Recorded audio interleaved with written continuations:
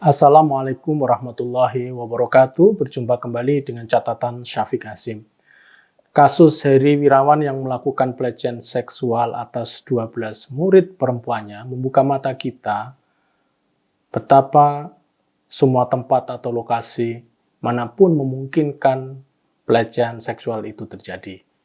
Fenomena Heri Wirawan ini menjungkar balikkan asumsi kalangan misoginis, yakni kalangan yang membenci kaum perempuan dalam setiap pikiran mereka, yang menganggap bahwa pelecehan seksual itu selalu disebabkan oleh tubuh perempuan yang dibiarkan terbuka. Bagi kalangan misoginis ini, perempuanlah yang seharusnya menutup tubuh mereka agar tidak menarik laki-laki untuk berbuat jahat. Pandangan demikian ini jelas salah karena kenyataan memberikan kebenaran lain. Bayangkan tempat yang dianggap sebagai tempat yang suci, tempat belajar agama, karena setiap hari di sana dilaksanakan kegiatan menghafal Al-Quran, oleh Heri Wirawan dijungkar balikkan menjadi tempat yang menista hakikat kemanusiaan. Bahkan Heri Wirawan tidak hanya melakukan tindakan bejat pada para murid perempuannya, namun para murid yang sudah diperkosa ini juga diperas tenaganya untuk meminta-minta bantuan. Hasil mereka dikumpulkan dan dikasih kepada Heri Wirawan. Memang kita tidak bisa melakukan generalisasi atas pesantren atau boarding school atau yang lainnya atas tindakan Heri Wirawan.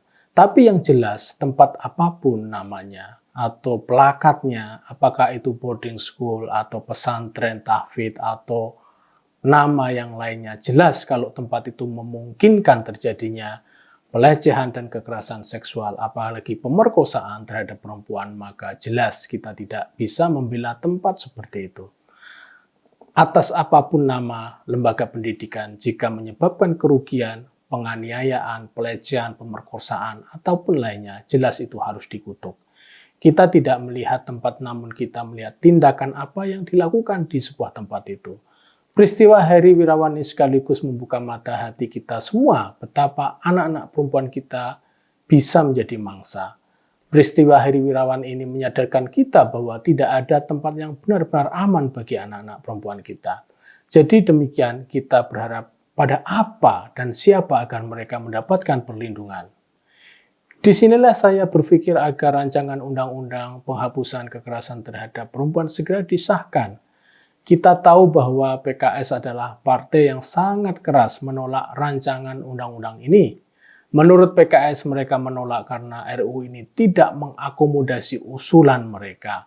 PKS melalui Jazuli Juwaini mengatakan RUU ini ambigu dan sekuler, liberal katanya. Dia secara persis mengatakan kita butuh undang-undang yang tegas dan komprehensif, yang melandaskan pada nilai-nilai Pancasila, agama, dan budaya bangsa, bukan dengan peraturan yang ambigu dan dipersepsi kuat berangkat dari paham atau ideologi liberal sekuler yang sejatinya bertentangan dengan karakter dan jati diri bangsa Indonesia itu sendiri. Demikian kata Jazuli pada tahun 2019.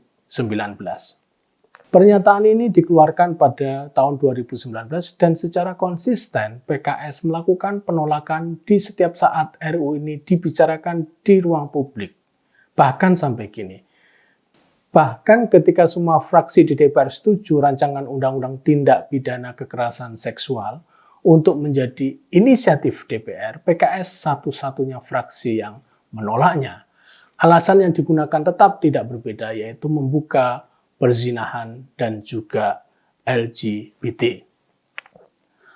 PKS juga lantang mengkritik dan menolak Permendikbud pelecehan seksual baru-baru ini. Alasan mereka tetap sama.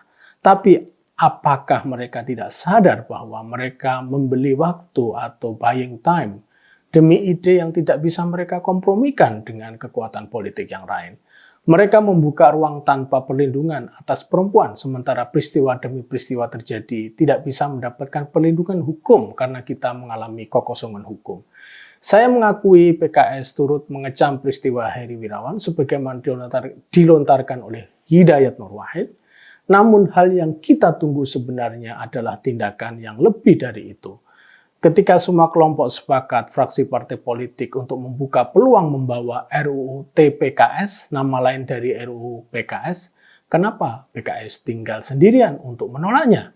Kalau mereka sepakat bahwa tujuan RUU ini adalah untuk melindungi kaum perempuan dari pelecehan dan kejahatan seksual, mengapa mereka harus tidak setuju? Bukankah yang paling penting isi dari RUU itu yang memungkinkan bisa menjadi perlindungan bagi perempuan?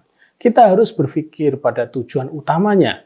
Jika tujuan utamanya itu untuk menjaga martabat perempuan, maka hukum apapun itu akan disetujui oleh agama, karena hakikat agama adalah memberikan perlindungan atas kaum perempuan.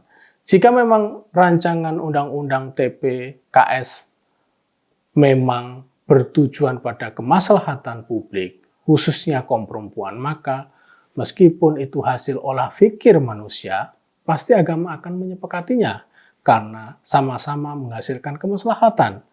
Bahkan jika berpegang pada pendapat seorang ulama terkemuka abad pertengahan, At-Tufi, jikalau maslahah atau kebajikan hasil olah pikir manusia itu memiliki perbedaan dengan agama, maka manusia dibolehkan untuk memilih maslahah hasil olah pikir manusia.